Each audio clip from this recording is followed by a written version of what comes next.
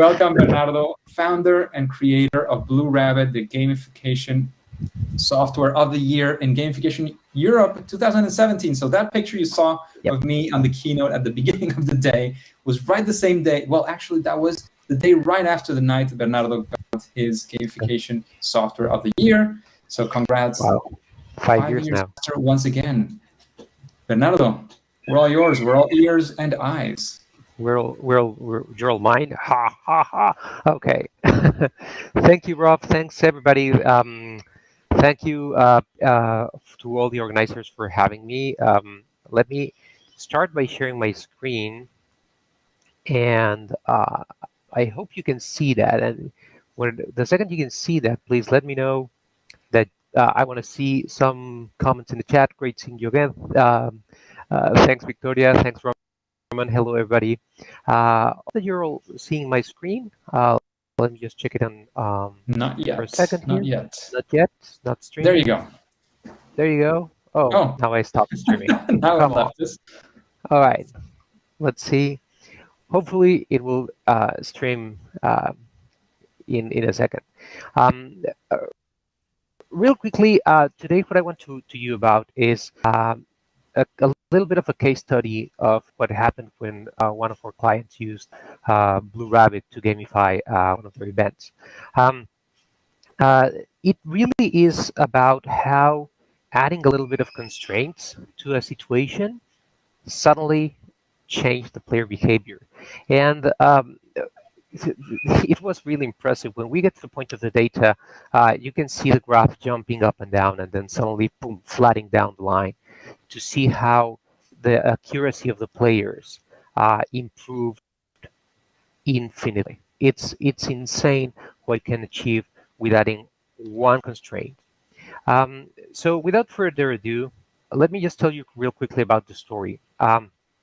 So the guy that you can see through letters is Edgar Santamaria. He was in charge of organizing a scavenger hunt while he was the commissioner of for ANSI, an independent scout organization. His idea was so good that the World Federation of Independent Scouts asked him to do it for the entire American region. So they included almost all countries. So what was the game plan? So Edgar had been using Blue Rabbit for a while, so he knew a little bit how to use it. And he wanted to do something to ensure that the players could engage with the activities and make sure that they were not cheating, because he was planning on running a scavenger hunt across the entire region for one day, simultaneously different countries. But running a scavenger hunt like that without an app was a little complicated, so he decided to use Blue Rabbit to add some codes that you could scan when you reach the location, and then you would work on it, and then you do your thing, you upload your picture, and then you find the clue, and then you go to the next location. So it was a really good plan. But there's this thing about plans. You remember back the good old days when you didn't have to make a plan that involved a pandemic, when we could hug each other and just meet in person. So this plan was made back then. We had about 2 weeks to come up with something new. So Edgar actually rebuilt something in about 2 weeks, because he now had 300 players who were just told they won't leave the house for quite a bit. Out of that, our setting changed into another thing. So the setting for this challenge was this: 300 players. They will engage for 45 days instead of one. There were 81 activities, and we had 4 categories of participants. And the budget is the most interesting part. The budget was zero, nil, nothing. So absolute zero for anything.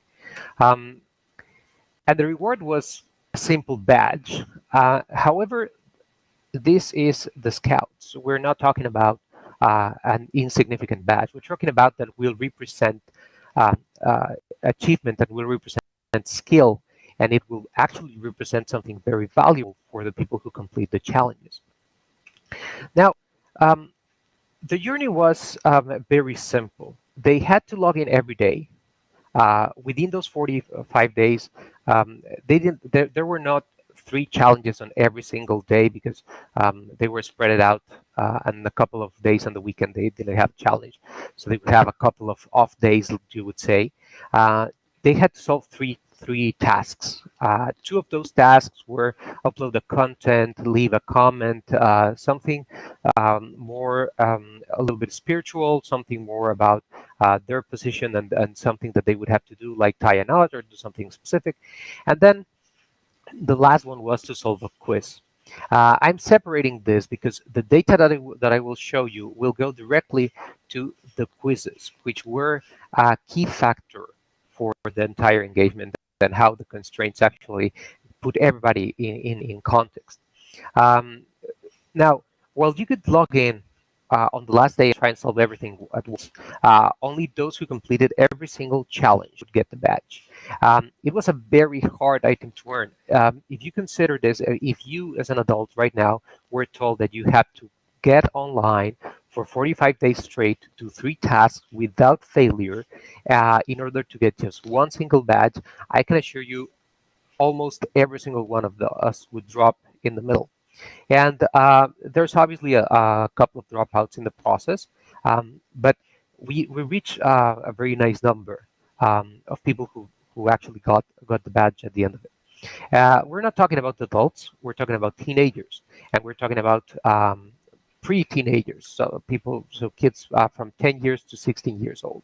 Um, and the beauty is, because of the value the badges represent, this reward, uh, the badge itself was not a reward. It was just the evidence of it. They were trying to actually learn the skills and complete the challenges because it was giving them a little bit of purpose over this situation that we're living now, where they had to be staying at home, trying to be safe, and they didn't know much. So at the end of the event, we awarded 78 badges. We got players joining in from different countries, and many of them had to drop due to some school responsibilities, other from internet connectivity had to leave in the middle of it and then come back and they couldn't catch up, and then others because of the pandemic. So not all of them were just dropping out because the challenges were off. We actually got a lot of requests to try and complete the challenges afterwards, but we weren't able to because then it would uh, take away the value of the badge itself. Um, so uh, I want to talk a little bit about the data. And I know that sometimes when you talk about the data, it's like, oh my God, it's going to be a lot of numbers. And yeah, there are going to be a lot of numbers, but I'm not here for just the numbers. I'm here so that you can see how when we added one single constraint to our standard setup of how Blue Rabbit works, we added one of the constraints that Blue Rabbit allows you to, and then the behavior immediately changed. Um, so uh, before the numbers, let's explain some things. These data will correspond to only one of the 4 categories. We do have the entire data for all of them, but it's complex enough, so I didn't want to overwhelm people with so many numbers. And I want you to see how easy it is to improve the player behavior with one thing. You don't need $28 billion of budget. You really need just to be creative and find the right tool for the right task, and you will get your players to work as you want them to. Now, in Blue Rabbit, you can gamify a quiz. This is one of the screens where you can gamify a quiz, and you can focus on the bottom part of it, which says the challenge mechanics. You can add a time limit, a maximum amount of attempts, and a cost for every attempt from the players. Then, at the same time, you can control how many questions appear every player attempts it. Here on this part, you can see I'm going to highlight this a little bit. These are the 4 questions that I will to solve, but every time a player comes back to the challenge, they would see a different question. So it randomizes the question and it randomizes the order of the options. So you really have to read what you're facing. That way, we avoided having people trying to talk to each other and say, "Yeah, just click on the first option." We wanted, because we know that everybody would be communicating and outside of our control, so we wanted to add a little bit of it. However, it was no cost for any attempt at this point. Afterwards,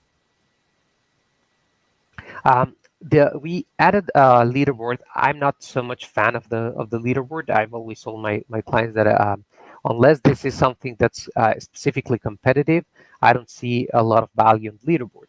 But you can see here, if you check this column here, every single one of them have all the experience points. They earned 465,000 possible experience points, and they reached level 31. Then the difference was in the coins, and that's where this is going to go. I know that if you're following a little bit of what I'm talking about, then you can imagine where I'm going to place the little constraints here. Now, if you pay attention to the numbers, it's not like they are 20,000 coins away from each other. They're pretty close to each other, and I want you to think of how many attempts you would need to lose this amount of coins when we get to that specific number in a second. Let's take a look at the data, right? So this is a very ugly slide, right? How many of you got a panic attack? Because I always love to do this. So no, we're not going to look at it like this. Let's just split it for a second. So first of all, let's see at the number of attempts. So pay very close attention to number 7 right here.